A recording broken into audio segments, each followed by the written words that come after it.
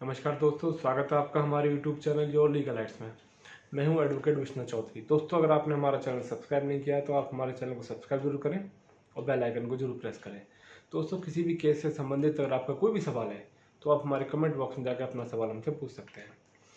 दोस्तों, आज का जो टॉपिक IPC से आता है, लेकिन ये सभी पर लागू होता है।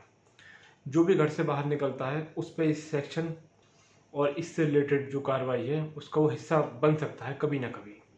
तो इसलिए इस सेक्शन के बारे में हम सभी को जानकारी होनी बहुत ही आवश्यक है। या हमारे पास कोई गाड़ी है या बाइक है या नहीं है या साइकिल भी है या हम पैदल भी रोड पर चल रहे हैं, तब भी हमारे साथ कोई भी दुर्घटना हो सकती है। और उस स्थिति में हमें क्या करना चाहिए और क्या कार्रवाई होती है, टक्कर मारने वाले के खिलाफ क्या कार्रवाई होगी और जिसको टक्कर लगी है उसको क्या रिलीफ मिलेगा। दोस्तों, एक FIR के माध्यम से आपको समझाऊंगा मैं प्रोसेस स्टेप बाय स्टेप। जो सेक्शन है वो है 279। ये खाली रैश ड्राइविंग का सेक्शन है। अगर कोई व्यक्ति इस तरह से गाड़ी चलाता है कि वो दूसरों की जान को खतरे में डाल दे लेकिन वो किसी को चोट ना पहुंचाए, तो खाली 279 के तहत मुकदमा दर्ज होगा लापरवाही से गाड़ी चलाने का। अगर दोस्तों किसी को टक्कर लग जाए तो उसमें 337 और ऐड हो जाएगी, जिससे किसी के चोट लग जाए, किसी को खरोंचे आ जाएं और थोड़ी बहुत गहरी चोट लग जाए, मामूली चोट जिसे कहते हैं। लेकिन इसके बाद अगर उसको ग्रीवियस चोट लग जाती है तो फिर मुकदमा होगा 338 यानी 338। यानी अगर कम चोट लगी है तो 337 और ज़्यादा चोट लगी है तो 338। आसान शब्दों में समझने वाली बात है। अब रैश ड्राइविंग भी है और चोट भी लगी है, तो तीनों सेक्शनों के साथ मुकदमा दर्ज हो सकता है। अब दोस्तों, कोई टक्कर मार के चला गया, भाग गया, तो अब जिसके टक्कर लगी है उसको क्या करना चाहिए और जिसने टक्कर मारी है उसके बारे में बाद में बताएंगे। अब जो FIR है जिसमें एक महिला स्कूटी पे जाती है, उसको टक्कर मार के गाड़ी वाला चला जाता है, तो किस तरह वो दरखास्त देती है थाने के अंदर। दोस्तों, उसको पढ़ के बताता हूँ आपको। श्रीमान HSO साहब, फरीदाबाद। निवेदन ये है कि मैं नाम में कोई सा भी ले सकता हूँ। शालिनी सन ऑफ श्री देवेंद्र सिंह, निवासी इतने, फरीदाबाद की रहने वाली हूँ। अब जो फैक्ट लिखती है उस पर ज़रा ध्यान देना आप कि कब एक्सीडेंट हुआ था और कब वो दरखास्त देने गई और बीच में उसने क्या क्या किया। तो ऐसा नहीं है कि अगर आपको चोट लगी है और आप ज़्यादा चोट लग गई है जिससे आप उस टाइम पे हॉस्पिटल जाना ज़रूरी है, आपको दरखास्त नहीं दे सकते। तो ऐसा नहीं है कि आपको तुरंत दरखास्त देनी है, आप बाद में दे सकते हैं, उसका भी ऑप्शन है आपके पास। तो वही इस कंडीशन में हुआ है। मैं रहने वाली हूँ और 19/1/2019 को करीब 2:30 बजे मैं LIC ऑफिस से अपने घर जा रही थी, अपनी स्कूटी, यामा की स्कूटी पे जा रही थी। तो मैं सेक्टर 15 की रेड लाइट पे रुकी के पास पहुंचे, पीछे से एक कार चालक ने मुझे टक्कर मार दी जिससे मैं बाईं तरफ गिर गई, स्कूटी सहित बाईं तरफ गिर गई। और मैंने देखा कि गाड़ी का जो नंबर है वो DL8C करके जो था उसने बता दिया।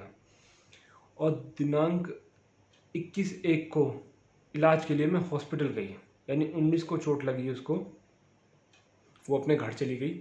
उसे लगा कि कोई ज़्यादा बोन फ्रैक्चर हो गया है, सूजन बढ़ने लग गई इसकी, तो 21 को हॉस्पिटल चली गई फर्स्ट एड होने बाद। तो जब इसको हॉस्पिटल में दाखिल कराया 21 तारीख को, तो उसने मौके पर, गाड़ी जो चालक था वो भाग गया था। फिर उसने अपनी गाड़ी गलत फहमी, लापरवाही, तेज रफ्तार से चला रहा था, मेरी टक्कर मार के एक्सीडेंट किया है। आज तक मैं आमतौर पर फोर्टिस हॉस्पिटल के अंदर अपना इलाज करा रही थी और आज मैं अपने पिताजी के साथ अपनी MLR नंबर इतने दरखास्त के साथ आई हूँ और जिस गाड़ी नंबर इतने के अज्ञात चालक के साथ कानूनी कार्रवाई की जाए। और ये जो कंप्लेंट देती है ये देती है 19/2/2019 को, यानी 1 महीने बाद। 1 महीने तक वो अपना इलाज कराती रही, उसके बाद जब वो ठीक हो गई तब वो कंप्लेंट देने के लिए आई। इसमें जो MLR है उनकी अगले दिन ही कट गई थी। तो MLR कटने के बाद पुलिस स्टेशन को, जो भी नियर पुलिस स्टेशन होता है जहाँ की घटना होती है, वहाँ को वो अपना उस MLR की कॉपी को थाने में पहुँचा देते हैं और पुलिस वाले आके उनके बयान नोट कर जाते हैं। उसके बाद जब आप ठीक हो जाओ तब आके थाने आके दरखास्त दे देना। इस तरह का उन्होंने कार्य किया। अब दोस्तों, इसने तो कंप्लेंट दे दी अपनी, उसके बाद अब पुलिस क्या करेगी? पुलिस ने उस गाड़ी के नंबर चालक को जो था उसको ट्रेस किया, DL नंबर था, हरियाणा में एक्सीडेंट करके गया। तो जहाँ से गाड़ी रजिस्टर थी पुलिस खोजते खोजते उस तक पहुँच गई। उसने मुलजिम को बुलाया और गिरफ्तार करके कोर्ट में पेश कर दिया, क्योंकि ये कॉग्निजेबल ऑफेंस है। इसके अंदर बेल साथ ही साथ हो जाती है, कोई परेशानी वाली बात नहीं है। लेकिन दोस्तों अब ये तो हो गया जिसमें चोट लगी है, चोट लगने वाले ने दरखास्त दी और जिसने टक्कर मारी थी पुलिस ने उसको गिरफ्तार कर लिया। अब गिरफ्तार करने के बाद कोर्ट में पेश कर दिया और उसको जो बेल थी उसकी हो गई। अब इसमें आगे क्या होगा? अब जिसको चोट लगी है उसके भी ऑपरेशन हुए हैं, कई लाख का बिल है। दोस्तों इसके अंदर मोटर व्हीकल एक्ट के अंदर जो MST क्लेम बोलते हैं, ट्रिब्यूनल के अंदर सेशन में क्लेम पिटिशन फाइल होती है। जो भी बिल्स वगैरह हैं उनको लेके आप पिटिशन FIR की कॉपी के बिहाफ पे आप वहाँ फाइल कर सकते हो। जो भी आपका खर्चा है एक्सीडेंट का वो आपको वहाँ से मिल जाएगा। अब रही गाड़ी चालक की बात। गाड़ी चालक चाहे तो उनको कंपनसेशन के तौर पे, क्योंकि कंपाउंडेबल ऑफेंस है ये, कंपनसेशन के तौर पर उनको कुछ पैसा दे सकता है और वो आपस में राजीनामा कर सकते हैं कोर्ट की परमिशन के साथ। अगर दोस्तों कहीं भी आपसे कोई एक्सीडेंट हो जाए तो सबसे पहले आपको अपने गाड़ी के सारे दस्तावेज पूरे रखने हैं, जैसे आपकी RC, आपका ड्राइविंग लाइसेंस, आपका इंश्योरेंस, आपका पॉल्यूशन। अगर इंश्योरेंस नहीं हुआ तो जो भी क्लेम कोर्ट पास करेगी वो आपको अपनी जेब से देना पड़ेगा।